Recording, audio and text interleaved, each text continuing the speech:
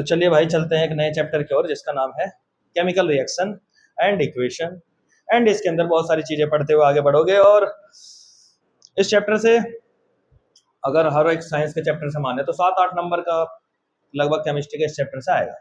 और 7-8 नंबर में भी क्या आएगा, शुरू का जो इसका पार्ट है उसमें से लगभग थोड़ा बहुत ही आता है, ज़्यादा नहीं आता।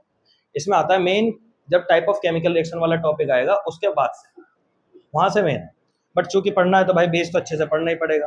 तो चैप्टर का नाम है केमिकल रिएक्शन, अर्थात सिंपली कहें तो हमारे जीवन में केमिकल्स का कितना लेना देना है, बहुत ठीक ठाक लेना देना है। जब हम पैदा होते हैं वो हमारी पैदाइश भी केमिकल रिएक्शन से ही हो रही है, राइट। स्पर्म एंड ओवरीज होते हैं, जब वो फ्यूज होते हैं उनके बीच में रिएक्शन होती है, फिर जाइगोट बनता है। उसके बाद सारी प्रोसेस होने के बाद हमारी बॉडी आती है। हम दोनों सेम चिल्ला रहे हैं, मैं और कुत्ता, आवाज भी सेम आ रही होगी पर कोई नहीं। तो वहां से शुरू होके हमारी बॉडी के अंदर लगातार केमिकल चेंजेस होना, राइट। पेट में हाइड्रोक्लोरिक एसिड है, पूरी बॉडी केमिकल रिएक्शन से भरी पड़ी है। वो हमने बायोलॉजी के भी चैप्टर में पढ़ा है कि कैसे सेल्स जो है रेस्पिरेशन करती है, ग्लूकोज, ये सारा सब कुछ केमिकल से मिला हुआ है और सबके बीच में आपस में रिएक्शन हो रही है, तो हमारी पूरी बॉडी जो है एक साथ जो है काम कर पा रही है।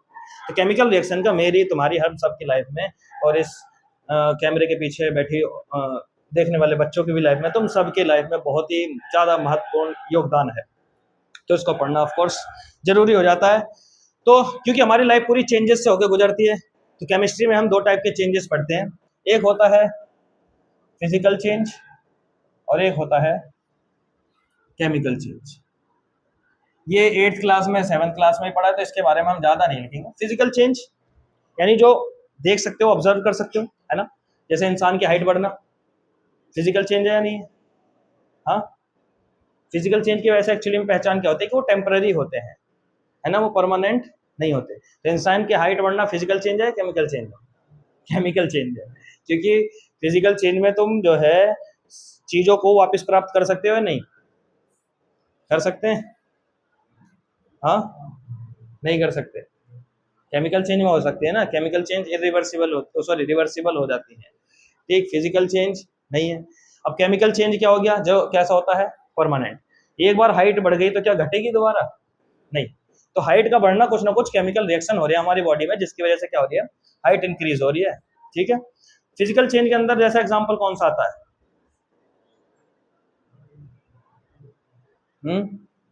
कागज का जलना? नहीं। और कुछ और? हाँ हाँ, फिजिकल में। हाँ तो मैं तो पूछ रहा हूँ ना कि फिजिकल है केमिकल है। मैं तो आप लोगों से पूछ रहा हूँ कि फिजिकल चेंज और केमिकल चेंज जो है उसमें कौन सा क्या एग्जांपल आएगा। भाई फिजिकल चेंज हो गया जो टेम्पररी चेंज होता है ना, जो परमानेंट ना हो। जैसे दूध का दही बनना केमिकल है पर फिजिकल है? केमिकल है। वो बर्फ का पानी बदलना फिजिकल है ना, वो टेम्पररी चेंज हो जाते हैं। तो जो टेम्पररी होते हैं, जो रिवर्सिबल हो सकते हैं, यानी जो वापस हमें मिल सकता है, उसको हम बोलते हैं फिजिकल चेंज। जो इरिवर्सिबल होते हैं, जो परमानेंट होते हैं, वो हो जाता है केमिकल चेंज। हाइट बढ़ना जो है केमिकल चेंज की कैटेगरी में डाल सकते हैं, क्योंकि ये इरिवर्सिबल है और परमानेंट है। हाइट घटाओगे नहीं, नेचुरली हाइट घट नहीं सकती, ठीक है। और ना ही इरिवर्सिबल है, वापस उधर से उधर पहुंच गए, ठीक है। तो अभी जितना भी होता है चेंजेस होते हैं, यहाँ भी हो रहा है ये चेंज हो रहे होते हैं किसी ना किसी केमिकल्स के आपस में रिएक्शन की वजह से। केमिकल रिएक्शन एक्चुअली में क्या होती है, इसकी डेफिनेशन क्या कह सकते हैं, केमिकल रिएक्शन क्या है? When 2 or more chemical compound reacts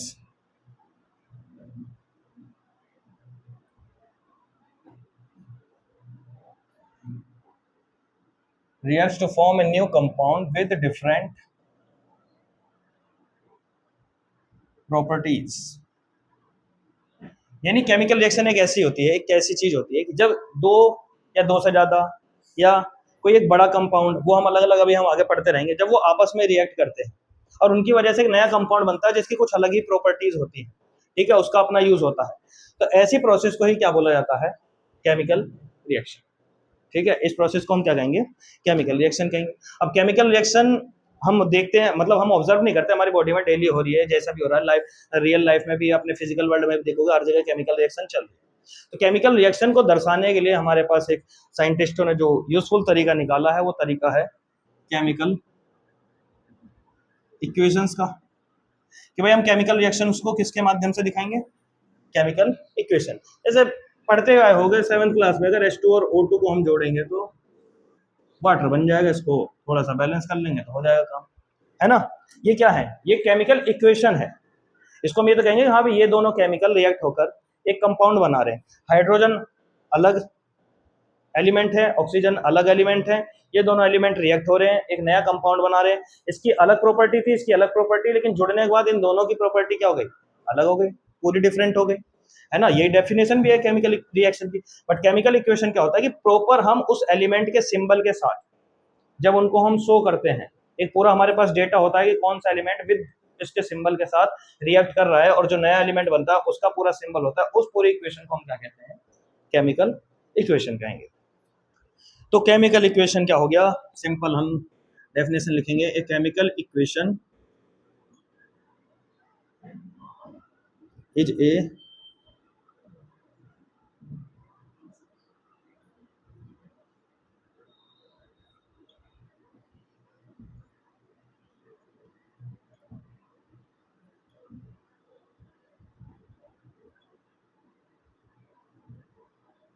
यानी केमिकल इक्वेशन एक सिंबॉलिक रिप्रेजेंटेशन होता है, मतलब इसके अंदर हम सिंबल्स के माध्यम से उनको क्या करते हैं, रिप्रेजेंट करते हैं, जो भी एलिमेंट आपस में क्या कर रहे हो, रिएक्ट कर रहे हैं, ठीक है। ऐसी पूरी इक्वेशन को हम क्या कहेंगे, केमिकल इक्वेशन। अब इक्वेशन है तो कॉमन सी बात है, यहाँ प्लस माइनस होगा, उस तरफ कुछ और आ रहा होगा, जैसे इक्वेशन हम मैथ में पढ़ते हैं ना, बीच में ऐड है, सब्ट्रैक्ट है, इक्वल टू में कुछ आ रहा है, सेम ऐसे यहाँ पे केमिकल्स आपस में ऐड होंगे, वो दोनों ऐड होकर कोई तीसरा कंपाउंड हमको प्रोवाइड कराएंगे, देंगे। और एग्जांपल देख सकते हैं जैसे MgO2, तो 2 मैग्नीशियम ऑक्साइड बन जाएगा, बैलेंस कर लो। मैग्नीशियम अलग एलिमेंट है, ऑक्सीजन अलग एलिमेंट है, इन दोनों कंबाइन करेंगे तो मैग्नीशियम ऑक्साइड बन गया, ठीक है। और एग्जांपल देखते हैं H2Cl2 2HCl, है ना, हाइड्रोजन और क्लोरीन मिलकर हाइड्रोजन क्लोराइड बना लेंगे, ठीक है। ये एसिड होता है, इसकी प्रॉपर अलग प्रॉपर्टी है, हाइड्रोजन की अलग प्रॉपर्टी है, क्लोरीन की अलग प्रॉपर्टी है। तो ये हो गया कि भाई हाइड्रोजन को हमने सिंबल के माध्यम से लिखा, हाइड्रोजन का सिंबल क्या होता है, H। ये 2 क्या बता रहा है, ये 2 ये बता रहा है कि हाइड्रोजन के कितने एटम हैं, 2 एटम। ऐसे क्लोरीन का Cl सिंबल होता है और उसके 2 एटम, ये दोनों एटम मिलके एक नया कंपाउंड बना रहे हैं जिसकी अपनी अलग प्रॉपर्टी होगी। इस पूरे प्रोसेस को ही जो हम रिप्रेजेंट करते हैं सिंबल्स के माध्यम से, इसको ही बोलते हैं क्या, केमिकल इक्वेशन। ओके जी। अब केमिकल इक्वेशन में तुम यहाँ नंबर देख रहे होगे, यहाँ जैसे 2 है, यहाँ 2 है, यहाँ 2 मल्टीप्लाई करना पड़ा अपने आप ही। इस प्रोसेस को क्या बोला जाता है, बैलेंस। इस प्रोसेस को ही हम क्या कहते हैं, balancing. Why do we need balancing, chemical equation की बैलेंसिंग क्यों चाहिए, केमिकल इक्वेशन को बैलेंस क्यों करना। भाई ये ऐसे भी तो हो सकता था, ये ले यार, ये ले, वाह जीवन आसान, है ना। HCl, इसके यहाँ से 2 भी हटा दो, उसका भी वो हटा दो, इसका भी 2 हटा दो, अरे देखना MgO H और HCl कितना बढ़िया बन गया। पर यहाँ नहीं बनेगा ना, वहाँ खराब हो जाएगा, वहाँ तो HO ही आएगा। जब हम ये कह ही रहे हैं कि हाइड्रोजन और क्लोरीन आपस में रिएक्ट करें, तो भाई उसको रिएक्ट कराओ, HCl ले जाओ, क्यों जबरदस्ती, ये बैलेंसिंग का कॉन्सेप्ट क्यों आया। तो बैलेंसिंग का कॉन्सेप्ट क्यों आता है, पहली बात तो कुछ एटम्स जो होते हैं वो मॉलिक्यूल्स के फॉर्म में एग्जिस्ट करते हैं ना। ऑक्सीजन जो गैस होती है वो किस फॉर्म में एग्जिस्ट करती है, O2 के फॉर्म में एग्जिस्ट करती है। सिंपल ऑक्सीजन जो खाली अगर सिंगल ऑक्सीजन मिलेगी ना, उसको ब्रैकेट के साथ हम रिएक्ट करते हैं और उससे बोला जाता है नेसेंट ऑक्सीजन। और वो नेसेंट ऑक्सीजन इजीली एनवायरनमेंट में आपको नहीं मिलेगी, वो लैब में हमें बनानी पड़ती है। अगर एनवायरनमेंट में ऑक्सीजन मिल रही है तो किस फॉर्म में मिलेगी, फ्री फॉर्म में, O2। उसके 2 मॉलिक्यूल्स, 2 एटम आपस में क्या रहेंगे, हमेशा अटैच ही रहेंगे। बैलेंसिंग क्यों करनी होती है, बैलेंसिंग इसलिए करनी होती है, 9th क्लास में पहली ही थ्योरी होती है कि law of conservation of mass. Law of conservation of मास क्या कहता है कि भाई जितना रिएक्टेंट है उतना ही क्या होगा, प्रोडक्ट आना चाहिए। अब ये रिएक्टेंट और प्रोडक्ट को इक्वल करने के लिए हमको क्या करना होता है, बैलेंसिंग करना है। तो अगर आपसे एग्जाम में पूछा जाए कि why do we need to balance chemical equation, chemical equation में हमें बैलेंसिंग क्यों करनी होती है? तो केमिकल इक्वेशन में हमें बैलेंसिंग करनी होती है फॉर द सेक ऑफ या due to law of conservation of mass. इसके बाद इसको एक्सप्लेन करो कि according to law of conservation of mass the total mass of reactant is equal to total mass of product. ये चीज हमें follow कराने के लिए ही क्या करना पड़ता है? बैलेंसिंग। कि जो टोटल मास है रिएक्टेंट, रिएक्टेंट कौन होते हैं? जो दोनों रिएक्ट कर रहे हैं। ये दोनों यहाँ पर क्या है? रिएक्टेंट।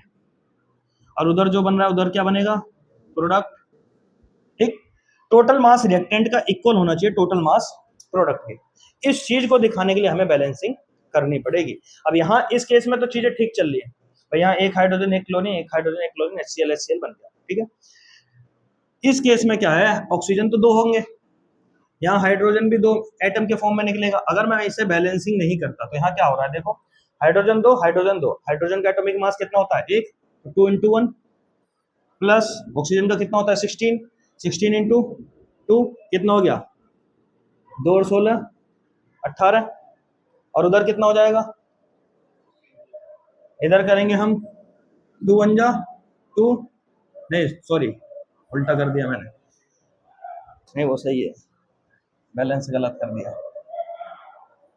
इसको ऐसे नहीं ऐसे करना है। देखो, हाइड्रोजन के जो एलिमेंट हैं कितने हैं? 2 हैं। ऑक्सीजन के यहाँ पे कितने हैं? 2 हैं। जब ये आपस में रिएक्ट बनेंगे तो H2O बनेगा।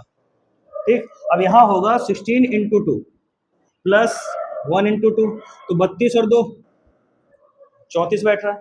उधर अगर हम सॉल्व करेंगे 1 × 2 प्लस ऑक्सीजन कितना है? 1, तो इधर कितना आएगा? 18। क्या total mass of reactant total mass of product equal है? नहीं है। Law of conservation of mass fail हो रहा है, जो कि फेल नहीं होना चाहिए, वो तो हमेशा फिक्स होना चाहिए। तो उसी काम को करने के लिए हमें क्या करना पड़ता है? बैलेंसिंग करनी पड़ती है कि भाई जितने एटम इधर है उतने एटम उधर करो। तो कैसे करेंगे? देखो, हाइड्रोजन 2 है, हाइड्रोजन 2 है, ऑक्सीजन 2 है, ऑक्सीजन 2 नहीं है। जितने कम हो उतने की मल्टीप्लाई करनी होती है। और मल्टीप्लाई का मतलब यहाँ नहीं करोगे, मल्टीप्लाई करोगे यहाँ पर। जब हम यहाँ मल्टीप्लाई करेंगे तो 2 ऑक्सीजन हो गया, लेकिन अब हाइड्रोजन कितने हो गए? 4। तो वापस इधर आ जाओ, यहाँ 2 की मल्टीप्लाई कर देंगे तो हाइड्रोजन कितना हो जाएगा? अब दोबारा देखो, अगर मैं 2 की मल्टीप्लाई करूंगा 4 और 16 2 32, तो कितना हो गया? 4 और 32 36। उधर आ जाओ, 2 2 जा 4 और 2 और ऑक्सीजन यानी 2 की मल्टीप्लाई 16 में करेंगे तो कितना आ जाएगा? 36 हो गया। 36 36 law of conservation of mass done. Reactant का मास और प्रोडक्ट का मास दोनों तरफ क्या हो गया? इक्वल। इसलिए हमको इक्वेशन को क्या करना पड़ता है? बैलेंस करना पड़ता है। तो बैलेंसिंग का सिंपल रूल इधर जो है वो ये रूल है भाई, जितना रिएक्टेंट है, जितने एटम रिएक्टेंट में है उतने रिएक्टेंट इधर करने हैं प्रोडक्ट की तरफ। मल्टीप्लाई करके कर सकते हो, डिवाइड करके कर सकते हो, फ्रैक्शन में लाके कर सकते हो, वो आप पे डिपेंड करता है। मल्टीप्लाई और डिवाइड ही करोगे, ऐड और सब्ट्रैक्ट यहाँ होता नहीं। वही देखना कि हाइड्रोजन अगर 2 इधर है तो 2 उधर भी करनी है। अब कैसे करोगे? तो मल्टीप्लाई करके। अगर इधर ज्यादा बैठ रहे उधर कम है तो उधर डिवाइड, इस तरफ डिवाइड कर दोगे जिधर ज्यादा है। ये काम भी कर सकते हो, या बेटर है कि मल्टीप्लाई कर देना। ठीक है। तो आगे हम देखते हैं कुछ केमिकल इक्वेशंस को बैलेंस करके।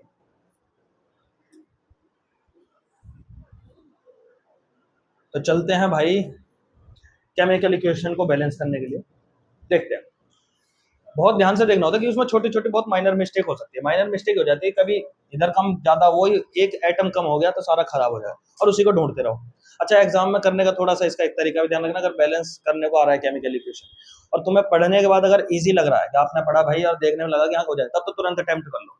लेकिन अगर इजी नहीं है, लगेगा कि हाँ टाइम लगेगा, 2-4 मिनट ये सोचने में लगेगा, तो उसे शुरू में नहीं करना, उसको एंड में करना। 1 नंबर का ही आता है ये, तो इस पर बहुत ज्यादा टाइम नहीं डालना है कि बैठ के इसी में लगे हो 6 × 4 × 5 करे जा रहे हो और आ ही नहीं रहा, 3-4 मिनट इसने खा लिया, टाइम वेस्ट हो गया। वो नहीं करना। वो देखो, देख के पता चल जाएगा फर्स्ट अटेम्प्ट में हो जाएगा या नहीं हो जाएगा। जैसे कुछ केमिकल इक्वेशन तो ऐसे आएंगे जो तुमने कई बार पढ़ी होंगी, सैंपल पेपर सॉल्व किए होंगे, जिससे आइडिया लग जाएगा हाँ भाई ये तो कर रखा है, तब तो इजीली कर लोगे। बट कुछ नया देखने को मिल गया, अजीब सी केमिकल इक्वेशन आ गई, तो भाई उसके लिए रुको, एंड में करेंगे उसको। तो आइए पहली केमिकल इक्वेशन पढ़ते हैं भाई। सोडियम हाइड्रोक्साइड हाइड्रोजन सल्फेट, इधर बनना है सोडियम सल्फेट प्लस वाटर। ठीक है, H2O। क्या क्या कमी है देखो, उधर सोडियम 1 है, इधर सोडियम 2 है, हाइड्रोजन 3 है, हाइड्रोजन 2 है, ऑक्सीजन 1 और 4 5 है, 1 और 4 5 है। ऑक्सीजन तो मस्त बैठा है। अच्छा, जब ये दो केस चलते हैं ना कि एक तरफ कोई चीज दो हो और एक तरफ कोई चीज तीन हो, तो इसको कैसे बैलेंस करते हैं दो और तीन के सिस्टम को?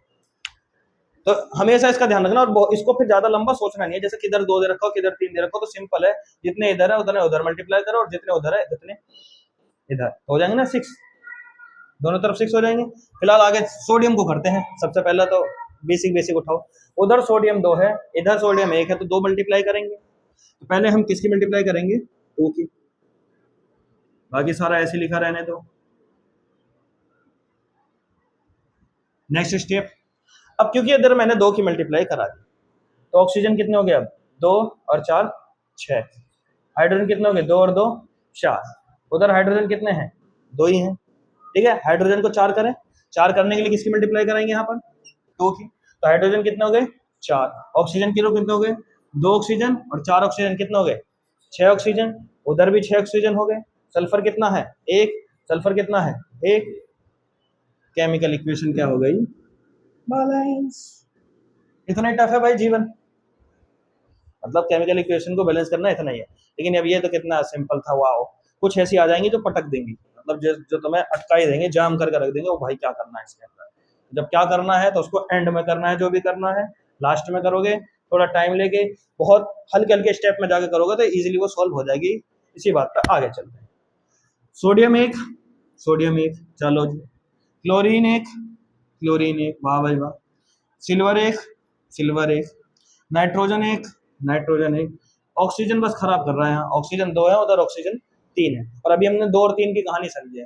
क्या करना होता है? जब भी 2 और 3 हो तो 6 करना है उसको, है ना? तो 2 की तरफ किसकी मल्टीप्लाई कराएंगे और 3 की तरफ किसकी कराएंगे? कोई दिक्कत यहाँ तक? ठीक है, अब वो तो सही हो गया, ऑक्सीजन यहाँ 6, ऑक्सीजन 6, और बाकी सारे एटम खराब हो गए। अब सोडियम कितने हो गए? 2। यहाँ सोडियम कितना है? 1 ही है, करेंगे 2 की मल्टीप्लाई। अब क्लोरीन 2 हो गया, तो अब यहाँ कितना करेंगे? 2 क्लोरीन भी कर दो, सब कुछ ठीक। अब यहाँ Ag3 है, उधर कितना है? ये लंबा जाने वाला है, ये केमिकल रिएक्शन जो है लंबी जाएगी। ऑक्सीजन बैलेंस अपना। अब हम वापस आते हैं, इसको करते हैं 3 दूनी 6, 3 दूनी 6, 2 3 जा 6, सब कुछ सही है यहाँ तक। क्लोरीन 2 हो गया, क्लोरीन 2 हो गया। अब गड़बड़ हो रही है यहाँ पे सिल्वर में और इस वाले में, है ना? अगर हम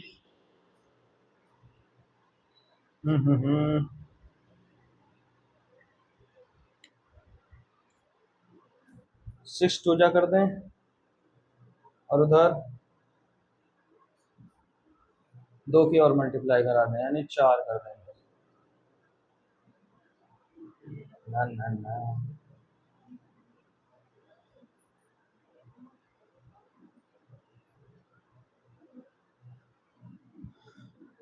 अगर यहाँ हम 3 की मल्टीप्लाई और कराएंगे तो 3 नाइट्रोजन, इसमें कराऊंगा 3 की, इसमें कराएंगे 2 की, 6 2 दूनी, और 6 दूनी 12, और यहाँ करा देंगे 4 की, यहाँ करा देंगे 4 की, 4 Cl, 6 Cl। Is there any mistake in question? ये तो बहुत लंबा फंस रहा है, या तो फिर यहाँ शायद NO3 हो, बट NO3 होगा तो पूरा बैलेंस है। इसको दोबारा करते हैं, दोबारा से पहले इसको लास्ट में करते हैं, पहले ये वाला कर लेते हैं, है ना? समझ के चलो भाई, एग्जाम में क्या दिक्कत है। ऑफकोर्स टाइम मुझे भी लगेगा भाई, मल्टीप्लाई ही करना है। आओ पहले इसमें देखते हैं बेरियम। बेरियम सेम है, क्लोरीन सेम है, हाइड्रोजन 2 है, हाइड्रोजन 1 है, तो यहाँ 2 की मल्टीप्लाई कराएंगे। ठीक है, अब उधर 2 क्लोरीन हो गया तो इधर इसको करोगे। ठीक है, और क्या कर सकते हैं? अब बेरिलियम, सॉरी बेरियम 2 हो गया तो इधर भी 2 बेरियम करेंगे। सब कुछ सही यहाँ तक। अब फिर से क्या गड़बड़ हो रही है भाई? ऑक्सीजन कितने हो गए उधर? 8, इधर कितने हैं? सब बराबर अभी तक। अब हाइड्रोजन 4 हो गए, तो इधर क्या करेंगे? हाइड्रोजन 4, और हाइड्रोजन 4 की वजह से क्लोरीन 4 हो गया, तो क्लोरीन को करेंगे 4। बढ़िया, अच्छा जा रहा है ना? एक मिनट एक मिनट एक मिनट, मैंने कोई फॉर्मूला तो गलत नहीं लिखा? ठीक है, फॉर्मूला गलत लिख दिया मैं, सॉरी, इक्वेशन गलत लिख दिया है। इसमें यहाँ BaCl2 था, आई एम सॉरी, इसको वापस करते हैं। बाकी वाला सही है, NaCl AgNO2 AgCl NaNO2, वो तो ठीक है। वापस आओ इसमें भाई, क्लोरीन 2 है, अगर हम ये तो हो गया फिर बोला, 2 की मल्टीप्लाई करनी थी भाई, हाइड्रोजन 2 हो गए, क्लोरीन 2 है, क्लोरीन 2 हो गए, बाकी सारा सेम है। कुछ इक्वेशन ऐसी भी और कुछ इक्वेशन ऐसी भी, तो अब इस इक्वेशन को थोड़ा सा हम लड़ते झगड़ते हैं और फिर इसका जल्दी से क्या करते हैं, समापन फटाफट ढूंढ ढांड के करते हैं। लंबी मल्टीप्लाई करने, तब तक के लिए मैं वीडियो पॉज कर रहा हूँ, इसे बेईमानी ना समझूँ। तो दोस्तों अभी बड़े लंबे सूत्रों के माध्यम से पता चला है कि क्वेश्चन ही गलत था, ठीक है।